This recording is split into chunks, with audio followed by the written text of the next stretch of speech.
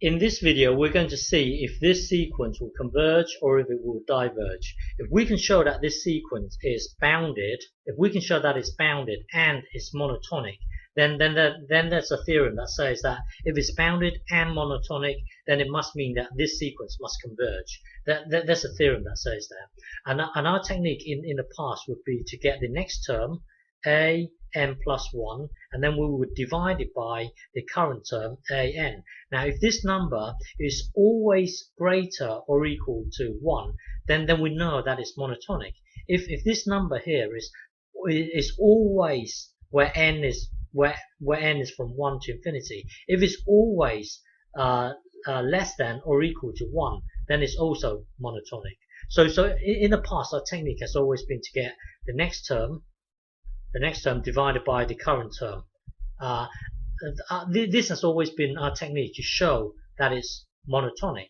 Now another way of doing it is to translate this into a function, and then see if, well, another way of doing it would be to look at the derivative of this. If the derivative of this is always greater or equal to 0, then we know that this function, which will also imply the sequence, will always be climbing or it stays the same. But the point is that if the first derivative is 0, then we know, if the first derivative is greater or equal to 0, then we know that it could be climbing or it could be the same. Let's just say it's greater.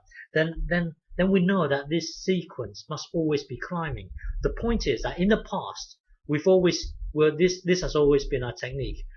Get the next term divided by the current term. But a new technique would be to look at the derivative of this. If the derivative of this is let's say greater than 0, then we know that the function, which will also imply the sequence must always be climbing. If the first derivative is less than 0 for all positive n from 1 to infinity, for all positive n, then if this is the case, then we know that the sequence must always be falling, must always be decreasing.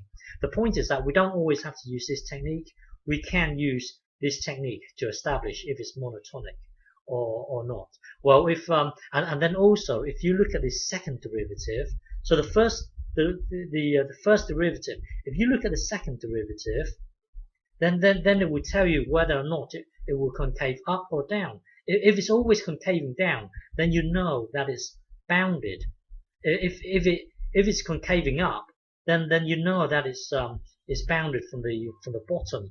So the point here is that if you look at the first derivative, it will tell you whether or not it would be monotonic. And then if you look at the second derivative, it then tells you whether or not it would be bounded. Because if it concaves down, then you know there's a ceiling, there's an upper bound. If it's concaving up, then you know that there must be it's bounded from the bottom. So the point here is that we can look at the first derivative, and then we can look at the second derivative. We don't always have to use n plus 1 over an. So in the next video, we will have a look at this sequence. Okay.